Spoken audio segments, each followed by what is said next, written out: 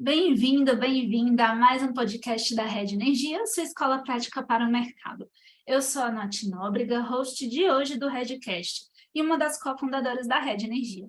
Hoje nós vamos conversar sobre seguros, seguro mesmo, tipo seguro de carro, só que seguros no mercado de energia, com o Matheus Barbieri. E antes de passar a palavra para o Matheus se apresentar, vamos contar algumas informações sobre a nossa escola. A Rede Energia é a escola de formação contínua para carreiras que precisam compreender tudo sobre mercado e regulação de energia, nos segmentos de geração, comercialização, transmissão e distribuição. A Rede possui 3 produtos de capacitação: a assinatura anual, cursos avulsos com experts do mercado e cursos em company. Te convidamos a seguir a Rede Energia na sua plataforma de streaming de podcast favorita, mas também no LinkedIn, Instagram e no Telegram para ficar por dentro de todo o nosso conteúdo disponibilizado gratuitamente. Tudo isso você encontra no site da Rede, redenergia.net. Lembrando que hoje, abril de 2023, nossa assinatura anual está com mais de 180 horas e todos os meses novos conteúdos são incluídos.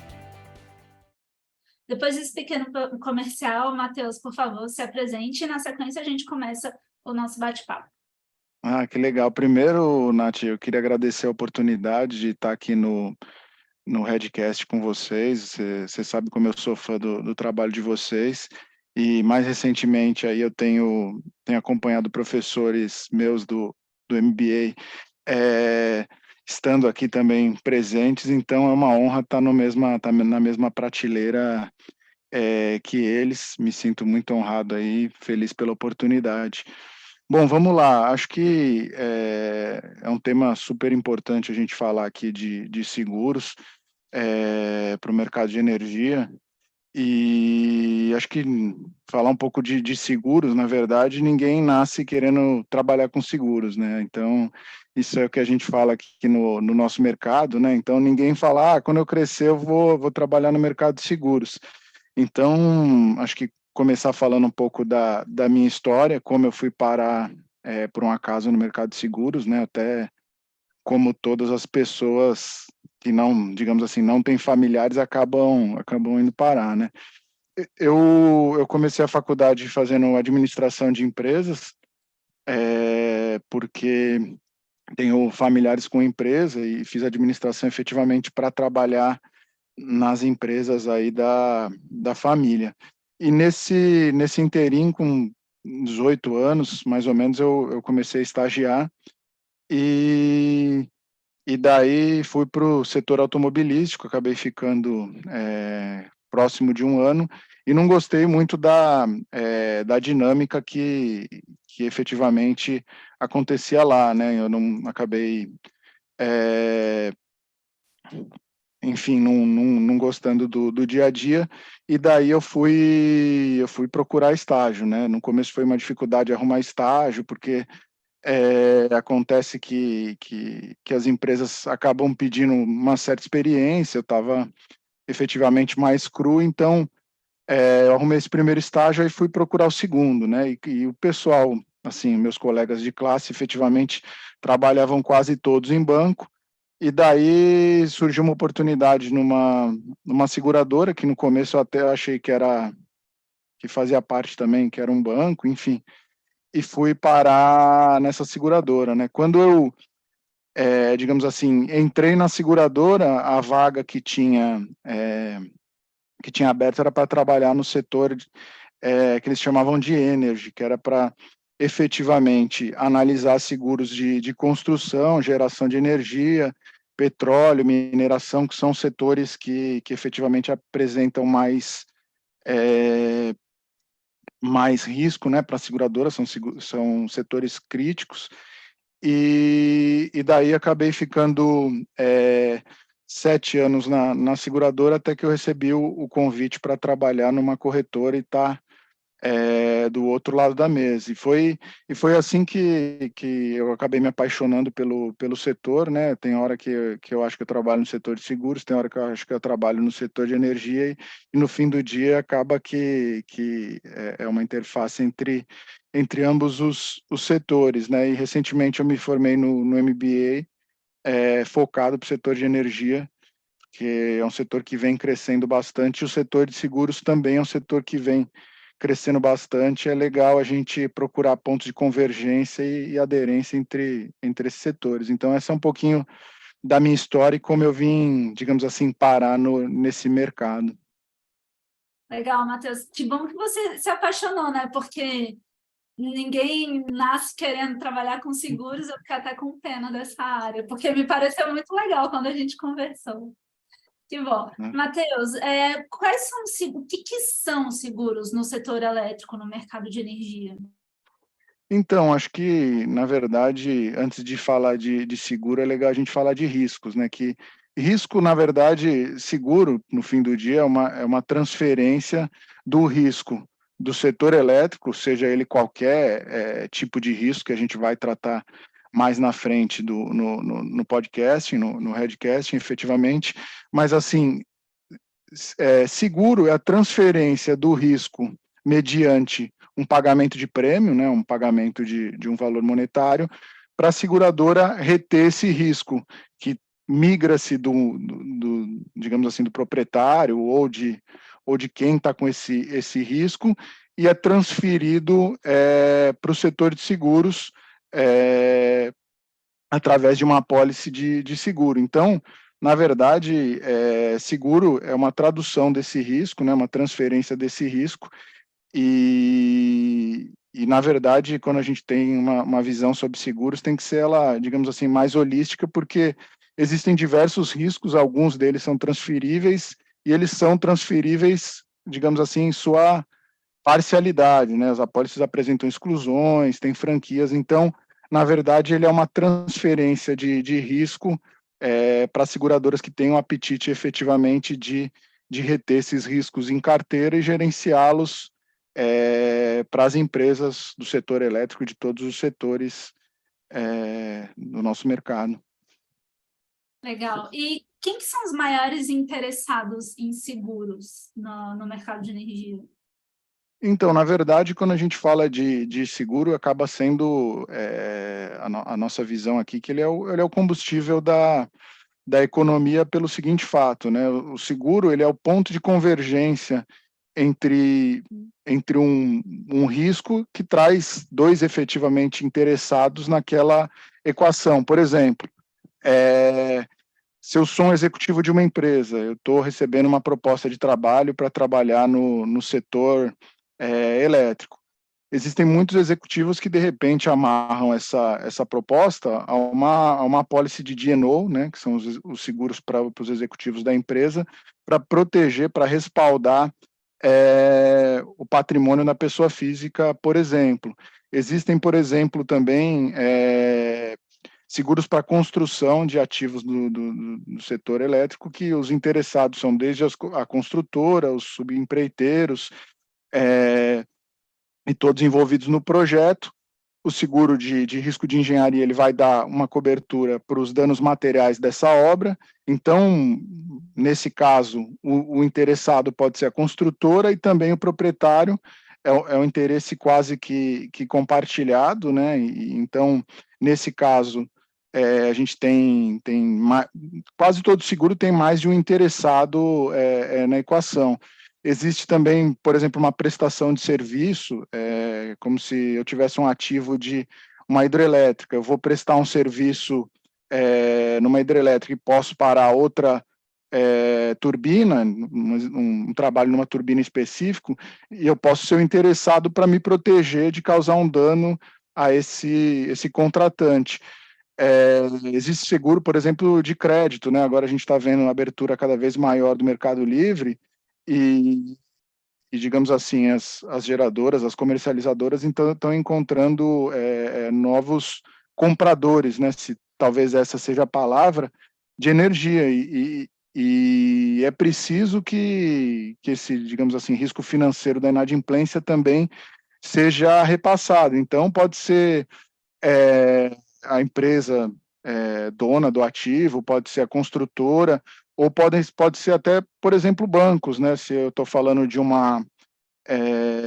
ativo de uma construção, por exemplo, eu estou financiando esse projeto, eu posso fazer exigências de seguro para o ativo em si ou para a geração futura de receita e pagamento do financiamento. Então, existe uma série de interessados nesse tipo de contratação e, de novo, o seguro ele vai ser o ponto de convergência entre todos os interessados a fazer o deal, né? Por isso que eu costumo falar que seguro é o combustível da nossa economia, né? Muitos deals não iriam acontecer porque você não ia achar esse equilíbrio entre a parte que está, por exemplo, tomando dinheiro com a que está emprestando sem essa garantia, né? Esse equilíbrio entre as negociações.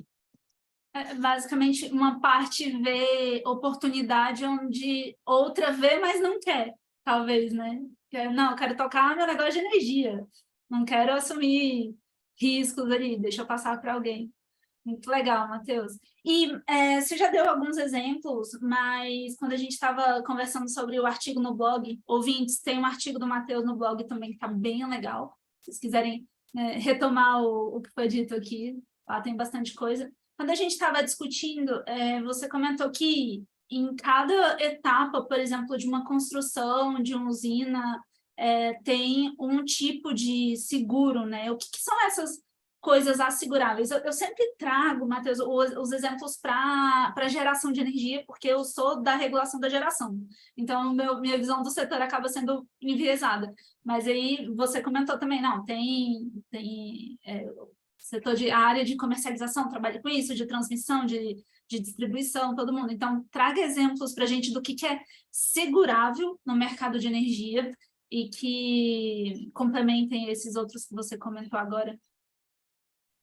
Não, com certeza. Na verdade, acho que falar de seguro do mercado de energia, o mercado de energia ele tem uma característica, assim, se comparar, por exemplo, ao mercado de tecnologia, que são setores com CAPEX muito robustos, né? Então, por via de regra, o maior risco, os maiores riscos são associados à perda física do ativo, seja durante a construção ou operação, bem como sua geração de receita, seja futura no caso de uma construção, ou seja, digamos assim, presente no caso de um ativo já em operação. Esses acabam sendo os principais riscos desse setor, porque, de novo, são setores com ativo muito pesado, né? Você tem grandes investimentos com uma proteção necessária para esses ativos. Falando, de repente, de exemplos, né? Agora, não seja talvez o momento de hidrelétrica, do boom de hidrelétricas no país, foi no passado, mas, assim, a gente pode citar hidrelétrica, que foi um dos, principalmente na sua construção, foi um dos setores que mais, digamos assim, puniu o mercado de seguros em construção, né? Porque quando a gente efetivamente mexe com água, né? E é um elemento complicado durante a construção, né?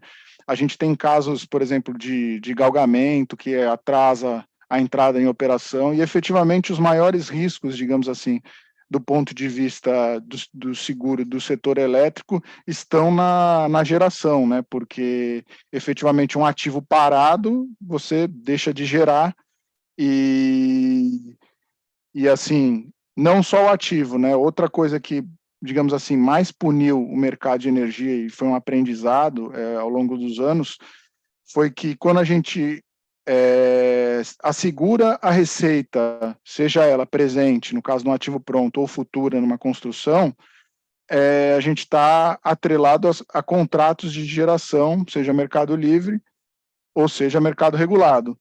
Quando a gente fala de mercado regulado, como você bem sabe, existe um preço fixado de energia, inclusive serve normalmente de lastro para um financiamento, é uma garantia, mas também tem uma apuração do mercado livre. E o que acontecia muito, principalmente em anos de seca, você tinha uma variação entre o preço de energia esperado e o futuro, e para você efetivamente repor essa energia, você tinha que ir no mercado livre comprá-la para poder vendê-la. Então, isso talvez tenha sido o maior dos vilões do mercado de seguros para energia, E acho que até hoje, se trouxer esse tema de compra de energia no mercado spot, acaba trazendo um pouco de arrepios para as seguradoras. E assim, para você ver como esse tema é delicado, não só no mercado de energia, mas também empresas que, de repente, não são do mercado de energia, mas tem algum tipo de comercialização desse excedente de energia, tem cláusulas apropriadas para a proteção das seguradoras, para não, digamos assim, dar um cheque em branco para esses clientes, empresas, por exemplo, de mineração, de papel e celulose, que talvez tenham um excedente de energia, existe uma trava lá, as seguradoras colocam um percentual para não sair de um PLD de 100 para 200, para 300, enfim. Então, isso talvez tenha sido o maior dos vilões aí do mercado de energia, porque o ativo, quando você fala em CAPEX, ou quando você já tem um ativo efetivamente construído, está lá, você sabe que você não paga muito além daquilo, né? Existem variações de preços, por exemplo, de construção, se a gente falar de cobre, que oscilou, de dólar, mas quando a gente fala da venda, do lucro cessante, é um negócio muito mais complexo. Matheus, vamos entrar um pouquinho no exemplo que você deu da usina, que passou num período de crise hídrica, não gerou, aí foi lá, comprou energia no Mercado Livre para honrar os contratos dela. Como que a seguradora atua nesse momento?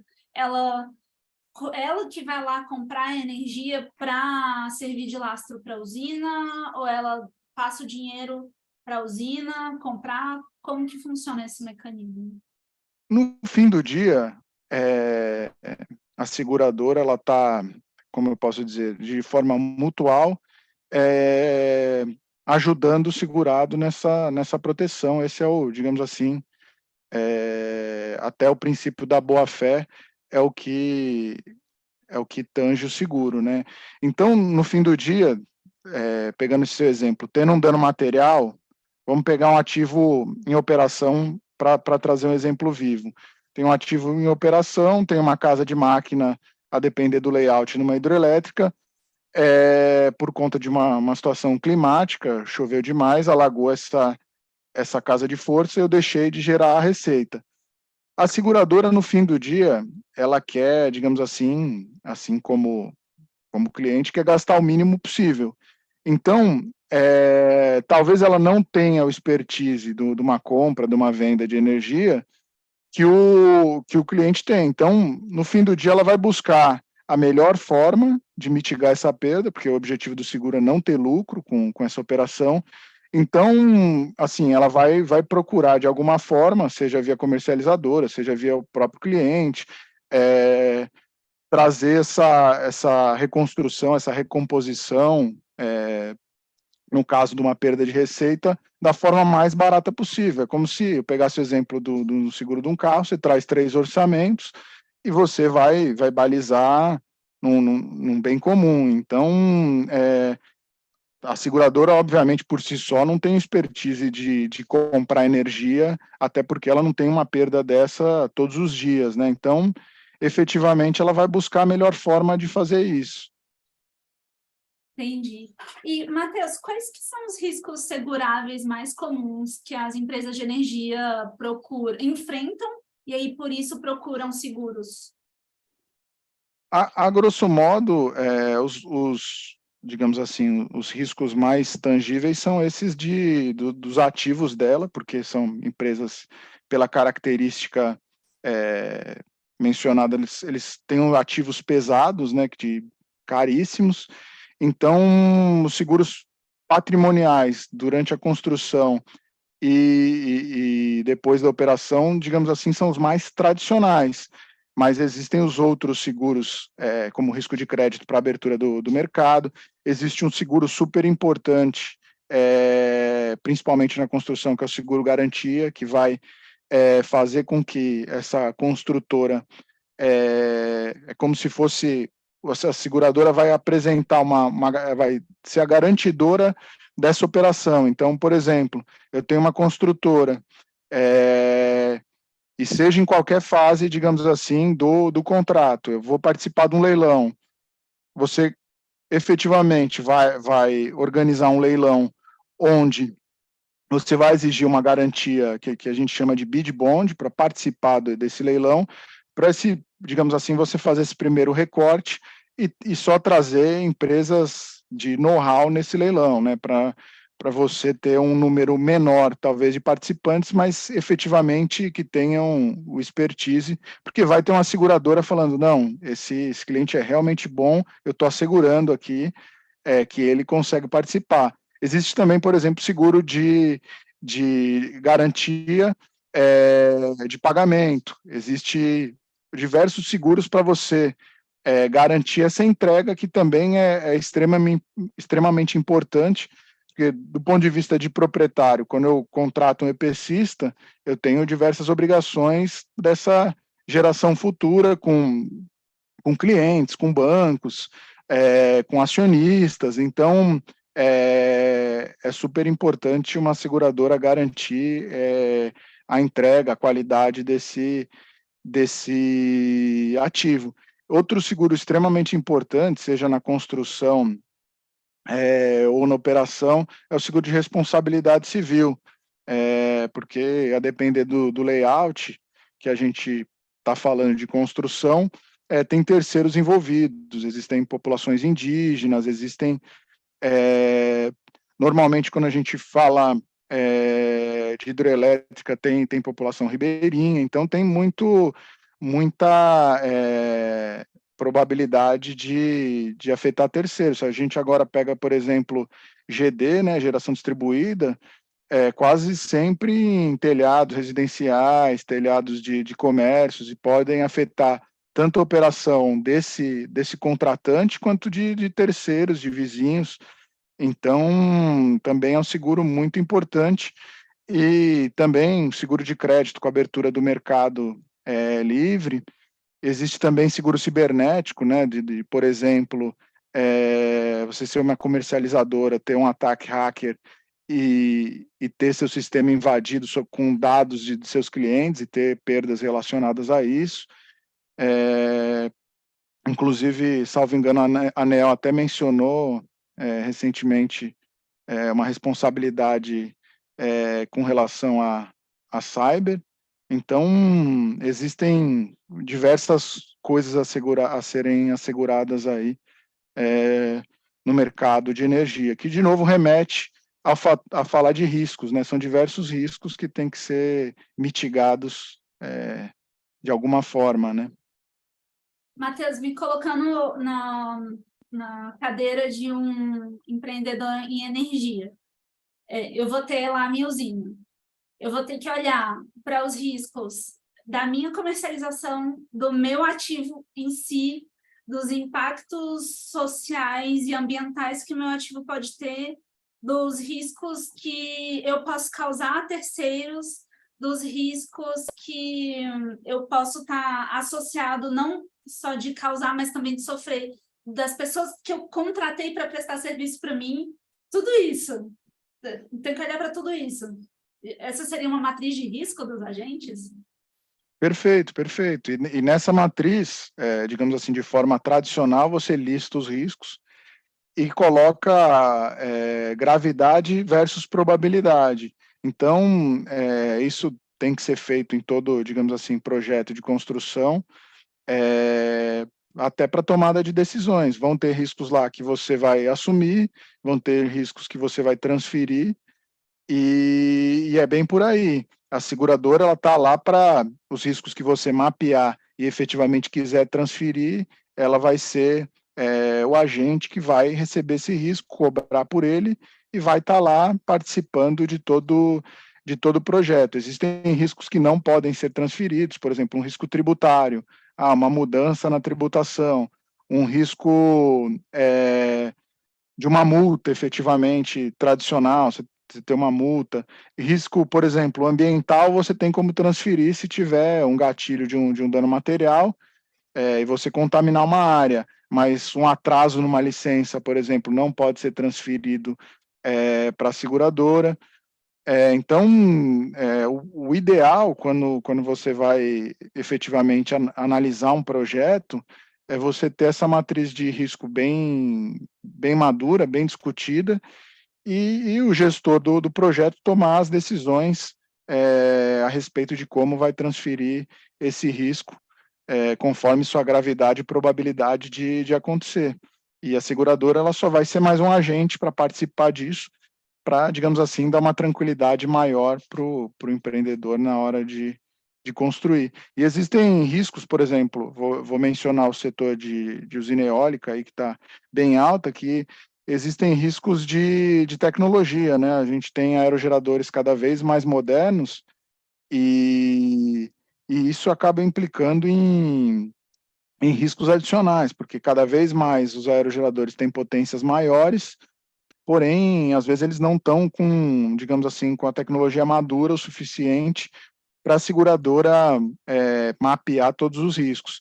E outra coisa legal é que, quando a gente fala de grandes riscos, existe muita participação de seguradoras internacionais. Então, o que significa isso? Por exemplo, a gente está falando agora no mercado de energia, em hidrogênio verde, em tecnologias de eólica offshore, mas esse tipo de tecnologia é novidade para o Brasil, né? Mas tem seguradoras que já estão lidando com isso na Europa, por exemplo, baterias. Então, assim como o Brasil vai aprender com isso, tem seguradoras que já vão poder trazer uma expertise e até auxiliar no desenvolvimento desse mercado, né? Inclusive o que eu vinha falando, que a seguradora ela é o combustível, ela vai estar lá para proteger a operação, dar uma tranquilidade a mais, principalmente em tecnologias novas ali, e que ela souber, já tiver uma experiência lá fora, ela vai poder, digamos assim, entender os riscos junto com o proprietário. Então, isso é bem legal, você ter parceiros internacionais, seguradoras internacionais com sólido conhecimento em tecnologias novas ali para nos auxiliar. Bacana, Matheus. Você tocou num ponto que eu quero voltar, mas antes eu quero ir para um que você comentou antes ainda. Seguinte, você falou que, por exemplo, o risco de atraso na licença ambiental não pode ser coberto. Por que não pode ser coberto? Quem que determina o que é segurável ou não segurável? E uma seguradora pode simplesmente se recusar a fazer um seguro? Falar, não quero assumir esse risco. Não, ela não é arbitrário, assim. Como que é essa dinâmica? Na verdade, o mercado de seguros, assim, de forma tradicional, todas as seguradoras ela tem uma flexibilidade de declinar o risco e não, digamos assim, não aceitar. Há tempos atrás, a gente enfrentava um monopólio no Brasil, com o IRB, e nesse monopólio aí a questão é um pouco diferente, pelo seguinte ponto: se é um monopólio, você é obrigado a prover uma solução para aquele cliente. Então, de alguma forma, de algum preço, em alguma franquia, você conseguia transferir esse risco para o mercado. Agora, com o mercado aberto, a seguradora ela pode se negar a assumir aquele risco ou assumir mediante determinadas condições, como, por exemplo, excluir um aerogerador que não tem, digamos assim, não esteja aprovado, não tem as suas 8.000 horas rodando interruptamente. Então, a seguradora ela pode, na verdade, aceitar o risco, não aceitar ou aceitar mediante X, Y, Z condições. Sobre a pergunta efetivamente da licença, hoje a gente não tem um produto específico protocolado, digamos assim, na SUSEP, que é o órgão regulador do mercado de seguros. Mas nada impede no futuro, recentemente, inclusive, a SUSEP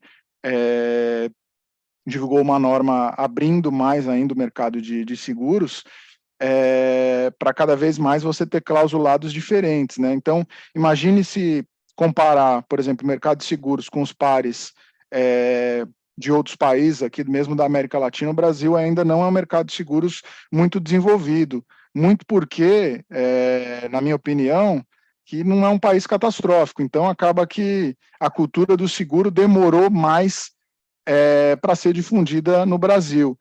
E pense, a gente era um monopólio em 2008, imagina a maturidade do seguro para a gente poder ter produtos e comercializar isso de forma abrangente no mercado. Então, assim como, se eu traçar um paralelo, o mercado de energia está abrindo para o mercado livre porque o consumidor não tem essa maturidade, penso seguro dessa mesma forma. Então, a tendência é daqui 5, 10 anos a gente ter produto até para cobrir mal olhado. Então, tudo depende da maturidade do mercado para a gente poder comercializar isso. E acho que até o objetivo desse Redcasting é trazer informação e receber informação justamente para a gente difundir esse mercado. Tendo trabalhado como seguradora e agora como corretora, as seguradoras elas estão abertas à inovação desde que a gente consiga traçar um racional de forma que ela consiga precificar, né? Porque tem uma base atuarial, estatística por trás de todo seguro, que ela cobra-se um prêmio baseado na experiência dela. Então, a tendência é que tenha produto para tudo e você conseguir transferir esses riscos para o mercado, né? Mas tem que ir de forma gradual, porque senão vai gerar uma frustração nos clientes, né? Legal, Matheus. Então, todos os produtos seguráveis estão lá na SUSEP, são regulados por ela, é isso? Isso, perfeito. A SUSEP é o órgão regulador do mercado de seguros, ela que valida os produtos efetivamente que podem ser comercializados, e as seguradoras têm que ter a aprovação de determinado produto para poder comercializar. Por exemplo, se eu abrir uma seguradora amanhã, aí eu vou lá, protocolo seguro-garantia. Eu, Matheus, seguradora, pode comercializar produtos de seguro-garantia. Aí eu protocolo lá o seguro de risco de engenharia, posso comercializar. Então, a SUSEP ela é responsável por fiscalizar as seguradoras e efetivamente dar o aval para elas poderem comercializar esses seguros, né? Legal. Matheus, você comentou numa fala anterior, que é interessante seguradoras lá de fora que já têm experiências com, por exemplo, hidrogênio verde, virem para cá, trazerem o know-how delas e serem parceiras de empresas aqui, né, para desenvolver novos negócios aqui no país. Quando você fala em ser parceiro, você fala de ser parceiro, por exemplo, do agente gerador, do agente do mercado de energia ou de outra seguradora?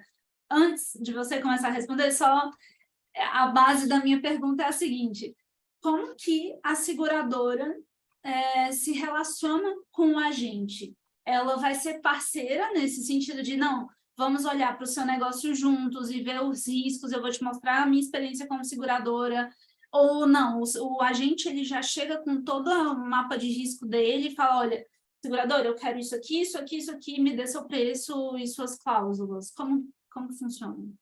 Na verdade, como a gente está falando de repente, um tema complexo e, digamos assim, o papel fundamental aí que faltou nessa equação é o corretor, né? Ele vai pegar o agente na mão, digamos assim, e ele está, digamos assim, no dia a dia, ele sabe quem são as melhores seguradoras para determinados tipos de risco. Então, imagina-se que nesse cenário que você falou, tem um agente, tem a seguradora. Só que o agente ele não está acostumado a fazer deals com seguro e não tem essa, digamos assim, habilidade. Aí a seguradora fala, não, somos parceiros, vou te ajudar, e efetivamente coloca uma exclusão que o agente não está acostumado, e depois, na hora do sinistro, ocorre uma frustração. Então, na verdade, o corretor ele está lá no meio para defender os interesses do agente, e como ele tem, digamos assim, o expertise para isso, ele vai preparar o agente. Como que funciona preparar? Ele vai pegar o agente, eu vou construir um projeto solar XPTO. Aí ele fala, agente, vamos estruturar um roadshow como se fosse roadshow de bancos, por exemplo. Aí pega, estrutura o roadshow de forma apresenta a empresa, apresenta o empreendimento, as medidas que estão sendo tomadas para gerenciar os riscos, a experiência dos envolvidos, etc. Então, o corretor ele vai levar da melhor forma possível as informações para o mercado de seguros de forma a defender os interesses do agente. Agora, esse é o funcionamento do mercado, e quando a gente fala, de repente, de seguros mais massificados, que estão migrando para um... tem determinados insurtechs, tecnologia envolvida. Quando a gente está falando do setor elétrico, normalmente a gente está falando de riscos grandes, né? Então, efetivamente, precisam dessa consultoria, dessa articulação de valor, porque não dá para ser resumido de forma, digamos assim, tecnológica. Outro ponto que é legal a gente falar, normalmente quando a gente fala de CAPEX grande ou de ativo existente, com valores representativos, a gente está falando de uma composição de seguradoras, né, de um painel, como a gente chama no mercado. Então, existe seguradora que vai dar 10% para cobrir aquele risco, outra vai dar 15%. Então, o corretor também é responsável por juntar todas as seguradoras, digamos assim, num único bolo, e entregar isso para o mercado, de novo, da melhor forma possível. Quando a gente fala você pode compor através de co-seguros, que são seguradoras, digamos assim, trabalhando lado a lado, ou resseguro, que a seguradora contrata um seguro e efetivamente protege a própria seguradora, né? O ressegurador, o cliente dele é a seguradora, embora ele esteja falando de um risco em si.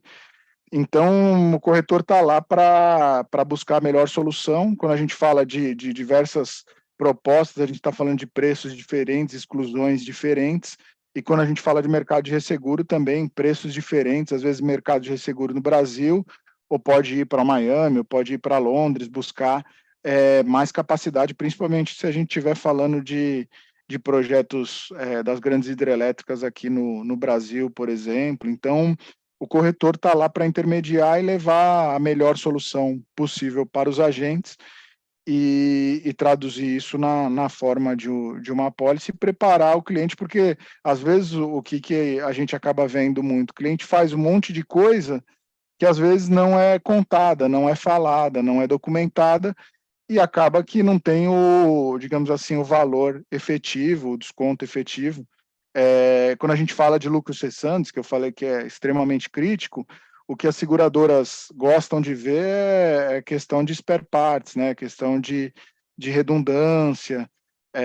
Então, é sempre legal a gente falar como o cliente está se preparando para as catástrofes, para os eventos, né? Então, a gente até gosta de falar no mercado de seguros que o ideal é você agir como se não tivesse seguro. Então, você tem que se preparar para esses riscos. E o seguro está lá para ser usado numa catástrofe, né? Então, o corretor está lá para traduzir, para levar essa forma e buscar o melhor para o cliente. E também ele tem experiências no mesmo setor e vai poder trocar, agregar.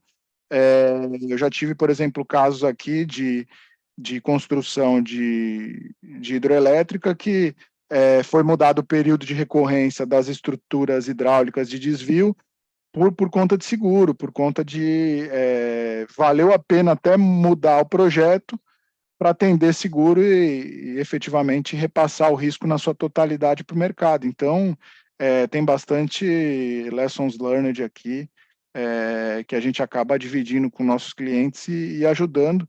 E o ideal, por exemplo, quando a gente fala de projeto, no dia 1, de quando você pensou no projeto, você já contatar o corretor, porque você vai desenvolvendo o contrato, os prestadores, conforme a gestão de riscos, né? Por exemplo, tem clientes nossos que deixaram de contratar um fornecedor de aerogerador por conta de seguro, de responsabilidade.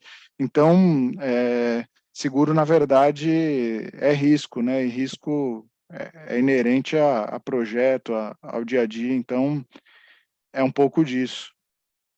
Legal. E, Matheus, como que é calculado o prêmio do seguro? Quais são as métricas aplicadas e como que uma empresa do setor pode conseguir uma melhor negociação com uma seguradora? Ou, com a seguradora, né? Porque com a corretora ela vai contratar antes de negociar com a seguradora. Isso. Na verdade, o trabalho do corretor é justamente esse, defender a melhor contratação possível, e cada, digamos assim, ramo de seguro, cada categoria gosta de ver, no fim do dia, você mostrar para o mercado que você está mitigando o risco, mas cada linha de negócio que está analisando uma característica lá de um determinado risco, ela gosta de ver uma determinada proteção. Se a gente falar, por exemplo, do seguro de propriedade, do property, como a gente está falando de ativos em operação, digamos assim, o vital é você falar da sua manutenção, você falar do seu contrato de AIM, falar, eu tenho um prestador excelente, ele está assumindo full scope, ele está assumindo todos os tipos de problemas, ele vai trocar a peça, manutenção preditiva e etc. Então, isso você vai mostrar para a seguradora que você está muito preocupado com o seu risco e está sendo mitigado. Agora, a precificação da seguradora, ela age de forma atuarial. Como que significa isso? Ela pega lá a base de dados que ela tem e aplica uma determinada taxa para o seu risco. A taxa varia também, ela é aplicada em relação à soma assegurada ou em relação ao limite, a depender do produto que a gente está falando. Se a gente pega, de repente, um seguro de property, eu tenho lá o valor do ativo, aí eu tenho uma taxa sobre o valor do ativo, aí eu tenho uma taxa sobre o lucro cessante, sempre baseado na experiência que ela está tendo no setor. Por exemplo, se a seguradora começa a ter muitas perdas associadas a PCH, aí ela vai começar a tratar de forma diferente, algumas através de franquia, algumas através de cláusulas, outras através de prêmio, outras através de capacidade, ela reduz, fala, eu só posso participar menos desse risco. Então, por exemplo, o que eu vi bastante quando teve o boom de PCH, no começo a gente conseguia contratar seguros sem exclusão de overtopping, de galgamento. Com o passar do tempo, o mercado começou a excluir e não dá mais isso, porque, de novo, voltando a período de recorrência de construção para estruturas temporáricas, hidráulicas de desvio, em PCH era curto, então começava a galgar em vários projetos. E a seguradora falou, não tem mais prêmio, não tem mais franquia que eu consiga efetivamente me proteger disso. A gente pode falar, por exemplo, no setor de D&O, não determinadamente só de energia, mas a Lava Jato foi um negócio que balançou o setor de D&O, então foi exclusão, um monte de determinadas práticas. Então, o setor de seguros ele é mutual, então, na verdade, você acaba dividindo o risco com a seguradora, que cobra e divide esse risco com outros agentes. E ele vai aprendendo, ele vai digamos assim, se aperfeiçoando ano após ano, com base nos lessons learned, e novas tecnologias, às vezes a gente precisa de seguradoras internacionais para liderar essa indústria, que já tem uma experiência lá fora. E, de novo, voltando ao tópico anterior, tem seguradora que quando apresenta uma cotação, outras seguradoras falam, não, aquela seguradora apresentou, eu vou seguir só pelo renome de determinada seguradora. Então, acaba que no fim do dia você consegue equilibrar informações, você consegue preparar as informações e trabalhar propostas de outras seguradoras para compor da melhor forma.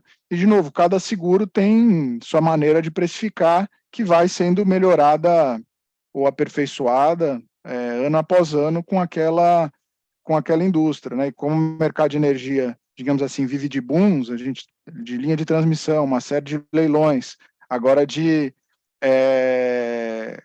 geração solar fotovoltaica, por exemplo, já teve o surgimento de cláusulas de microfissura dos painéis, porque a gente não tem ainda normas, digamos assim, do ponto de vista de construção, de engenharia, maduras para usinas fotovoltaicas, então o mercado de seguros ainda está absorvendo e aprendendo com isso, muito embora às vezes do apelo de ESG. Então, é um negócio vivo que a gente... E por isso, de novo, a importância do corretor, porque dia a dia a gente vai aprendendo coisas que a gente não tinha mapeado, né? E, Matheus, a concorrência é muito acirrada, tanto em termos de corretor quanto de seguradoras? São muitos oferecendo o mesmo serviço? Acaba que, no fim do dia, a concorrência é acirrada em determinados ramos ou em determinadas... concorrência sempre existe, mas a gente pode, de repente, remeter a grandes riscos, como, por exemplo, construção de uma termoelétrica de 1 giga, ou uma hidrelétrica gigantesca no Brasil.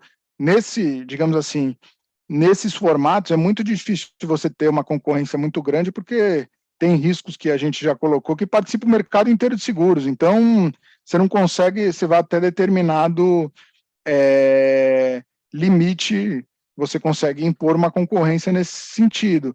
Mas, assim, existe uma concorrência grande, mas grandes riscos acaba que você precisa de muitas seguradoras. Então, para você fomentar essa concorrência é um pouco mais complicado. E se a gente vai tratando especialidades, por exemplo, usinas eólicas com aerogeradores modernos, são poucas seguradoras que estão dispostas a participar. Acaba que quanto menor e mais conhecido o risco, você acaba tendo mais concorrência. Mas, de uma forma geral, acaba que é um mercado nichado, então tem concorrência, mas ela não é tão grande, justamente porque são riscos severos, né? E de corretores acaba que grandes clientes, até por questões de compliance, tem que contar com corretores internacionais, com corretores com uma chancela. A gente está falando de acionistas, stakeholders, companhias de capital aberto, então precisa também o corretor ter uma credibilidade, ter uma chancela internacional para poder participar disso, né? Então, mesmo de corretoras, você não vai colocar um risco gigantesco com uma corretora, embora ela não esteja assumindo, digamos assim, risco, mas ela precisa ter uma expertise, ela precisa ter uma solidez, até porque depois você vai, digamos assim, ter um sinistro e essa corretora tem que lhe ajudar, né? Então, tem que pensar na corretora sempre no momento do sinistro. Então, acaba que a concorrência não é tão grande quanto determinados mercados, como, por exemplo, automóvel, que você tem 10 opções, você contrata por aplicativo. Se você tem uma usina de 100 megas, você não vai ter 10 propostas na mesa, com certeza.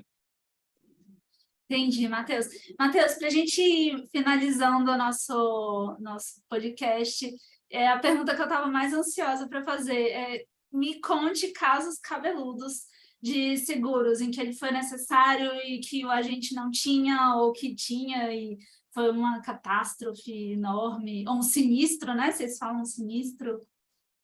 Quero curiosidades e casos cabeludos.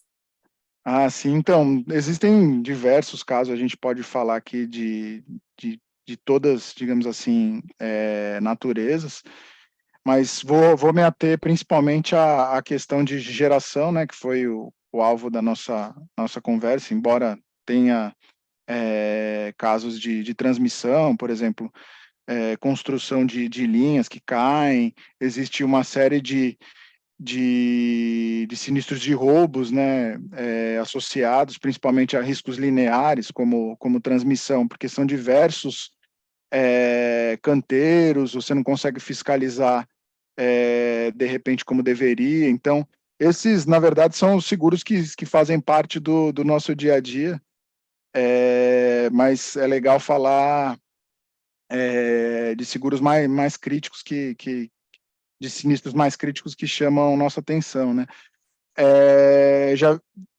A gente já viu, por exemplo, aqui, sinistros tão complexos, por exemplo, falando de tecnologia de aerogerador. Existem aerogeradores que, depois de construído, rodando, eles começaram a apresentar defeitos, como, por exemplo, falta de lubrificação. O sinistro foi tão crítico que você não sabe se foi uma falha na fabricação pela falta de lubrificação ou se o cliente deveria ter lubrificado mais pela falha de fabricação. Teve, por exemplo, de novo, associado a tecnologias, quando a gente está falando boom de eólicas com pá bipartida, problemas com pá bipartida. Normalmente, digamos assim, os sinistros acontecem muito mais quando ocorre um grande crescimento daquela tecnologia, a gente não tem prestadores qualificados ou para absorver essa demanda, né? De PCH, talvez foram os que mais aconteceram, já vi problema na questão de galgamento, já vi problema durante o teste de comissionamento de turbinas, né? A gente pode, de repente, levantar problemas, principalmente de teste de comissionamento das turbinas das grandes hidrelétricas, que às vezes você também não consegue ter uma produção em série daquela determinada turbina, né? Se você vai falar, por exemplo, da Santo Antônio, você vai falar de Giral, quantas turbinas daquela tem no mundo? Então, às vezes você não consegue, assim como o incerto está do lado da seguradora, ele está do lado do fabricante, que às vezes tem uma demanda totalmente tailor-made e acaba que o sinistro ocorre pelo incerto, né? Justamente porque você não tem do outro lado a base para isso, né? Existem diversos casos aí que a gente pode ficar. Outro caso também em garantia, linha de transmissão. Deu um boom, não tinha tanta construtora especializada e começou algumas a entrar em falência durante a construção. Então, é sinistro para todo lado e por isso que é legal ter a matriz de risco e os seguros bem dimensionados para proteger os proprietários, né? No caso desse exemplo que você deu das transmissoras que começaram a entrar em falência, elas começaram a entrar porque elas não estavam asseguradas ou por outro motivo, e mesmo estando asseguradas, elas não conseguiram arcar com o sinistro, com todo o impacto do sinistro? Você saberia dizer isso? Falando sobre transmissora em específico, a gente pode estender essa resposta para dois lados, né? Durante a construção, o que acontece? Quando eu vou, pensando do lado proprietário, eu vou construir, eu vou pegar lá um bid de diversas construtoras, e aconteceram diversos bids na verdade, diversos leilões de transmissão, e várias empresas foram ganhando, e ela, quando ganha, vai contratar construtor e vai querer reduzir o custo ao máximo. E daí ela recebe, às vezes, uma proposta agressiva da construtora e a construtora entra, mas não consegue entregar por diversos erros na precificação. Por exemplo, às vezes ela fica com a responsabilidade de comprar e os materiais sobem muito de preço, ela não consegue, a conta não fecha. Agora, do outro lado, do lado da operação, o que acontece muito, às vezes, é questão da transmissora já está operando no limite, o que significa a concessão não está dando quanto de caixa ela gostaria, não está dando tanto de receita que ela gostaria, e a primeira, digamos assim, o primeiro corte é onde ele vem? Ele vem na manutenção, ele vem no seguro, e aí acaba ocorrendo quebra de máquina, dano elétrico, você reduz spare part, você contrata OEMs talvez piores, você primariza sem determinada expertise. Então, pode ter risco durante a construção ou durante a operação, a depender. A gente teve casos ali no norte, se eu não me engano, de apagões, justamente porque manutenção. E quando a gente fala, de repente, do mercado de tráfego, de transformadores, principalmente de alta tensão, foi um mercado que também tem uma demanda absurda. Então, tem poucos fornecedores com lead time, com período de reposição daquele determinado transformador de 12 meses, 8 meses, às vezes 24 meses. Então, tem que mitigar isso de alguma forma. Se a gente vai pensar na apólice de property, de seguro de propriedade, lucros cessantes, aí pensa na franquia.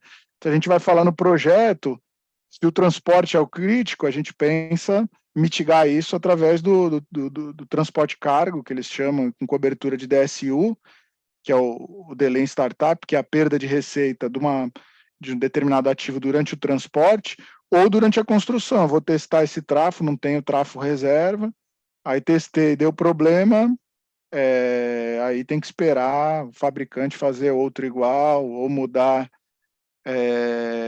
para quem ele está vendendo, antecipar, enfim, tem diversas formas da gente estruturar isso.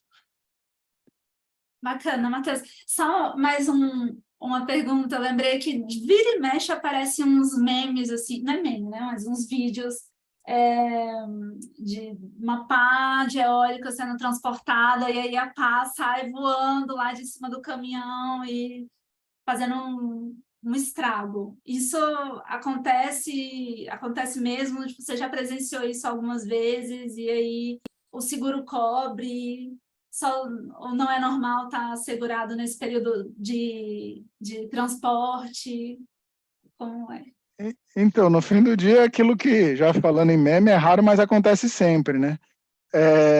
Não só quando a gente fala de pá eólica, agora, a vantagem em relação ao lucro cessantes é que raramente, ou quase impossível, você vai deixar de ter receita porque tem diversas pás que você está trazendo.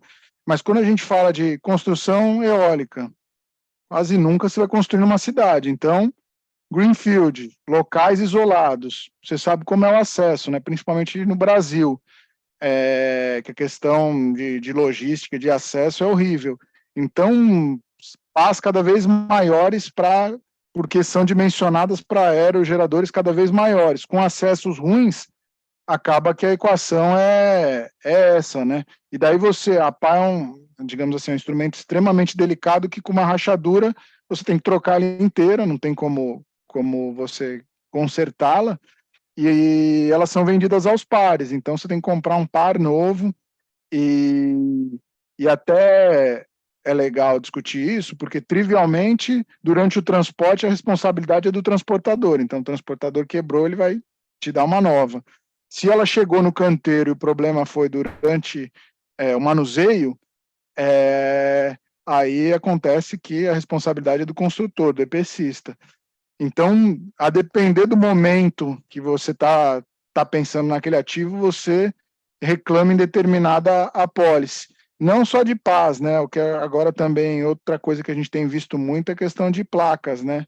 E o problema da placa é que você não consegue perceber se foi durante transporte China-Brasil ou a perna Porto-Canteiro, e também você não consegue fiscalizar uma por uma, então você vai por amostragem. Se você fiscalizar uma por uma, sua produtividade durante a construção vai embora. Então, acaba que tem muitos riscos durante o transporte, durante o manuseio, que você só vai pegar lá na frente na operação. Então, esses vídeos de problemas no transporte de pás são todos verdadeiros aí e acontece bastante. Talvez os de placa, de módulo, não são tão chamativos, mas também acontecem bastante. Legal, Matheus, muito interessante, muito bom o bate-papo. Agradeço pela sua presença, pela sua paciência para me explicar esses assuntos. Ó, pessoal, antes de ter esse podcast, teve pelo menos umas 3 reuniões, algumas interações para eu conseguir entender esse mundo dos seguros, para até poder fazer pergunta, né, Matheus? Obrigada pela paciência, obrigada pelo artigo no blog. E, pessoal, o Matheus vai dar uma masterclass na nossa assinatura anual em breve, mais ou menos em agosto, setembro, não é? Isso. Só não é antes porque a agenda de vocês está complicada, né? Mas eu que agradeço a paciência, eu vivo aprendendo com vocês e mais uma vez, eu quero que me tragam dúvidas, eu quero que me tragam casos, justamente porque é só assim que o mercado vai evoluir, né? E acho que meu principal objetivo, interesse com a Red foi justamente fomentar esse debate para a gente amadurecer o mercado o mais rápido possível para trazer soluções melhores os clientes e também para as seguradoras que, embora estejam na outra ponta, não deixam de ser nossos clientes aí. Mais uma vez, obrigado, o Redcast fica aqui, mas eu estou à disposição de vocês aí, 24 horas por dia, 7 dias por semana. Obrigada, Matheus. Até a próxima, ouvintes. Este foi mais um episódio do Redcast, que está disponível no YouTube, Spotify, Deezer, Amazon, Apple Podcast, Google Podcast, Castbox e também na plataforma da Red Energia. Acompanhe o Redcast na sua plataforma favorita e receba uma notificação sempre que adicionarmos um novo episódio. Até a próxima!